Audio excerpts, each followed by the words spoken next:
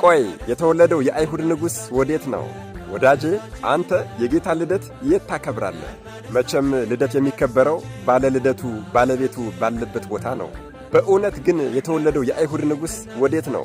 በጭፈራ ቤት ነውን? በመጠጥ ቤት ነውን? በመዝናኛ ቤት ነውን? በቁማር ቤት ነውን? በእውነት የተወለደው የአይሁድ ንጉሥ ወዴት ነው ብለህ ጠይቀሃል? የሚመራኝ ኮከብ የለም ትል ይሆናል። ነገር ግን ምንም ቢሆን የልደቱ ባለቤት በሌለበት ቦታ ልደቱን ማክበር የለብህም። ምንም ያሸበረቁና የደመቁ ቦታዎችን ብታይ እንዳትታለል። የሄሮድስ ቤተ መንግሥት ውበትና የግብዣው ብዛት አታሎህ የተወለደውን የአይሁድ ንጉሥ ሳታየው እንዳትቀር።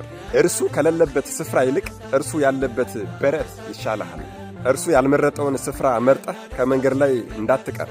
አዎ የተወለደው የአይሁድ ንጉሥ ወዴት ነው ብለህ ጠይቅ።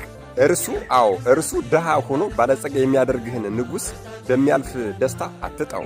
በስካር፣ በዝሙት፣ በጭፈራ በሄሮድስ ቤተ መንግሥት ቀልጠህ በበረት የተወለደውን ንጉሥ ሳታየው እንዳትቀር።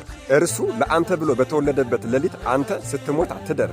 እመነኝ፣ የተወለደው ንጉሥ ይሻልሃል። ከሞቱት ጋር ጊዜህን አታጥፋ።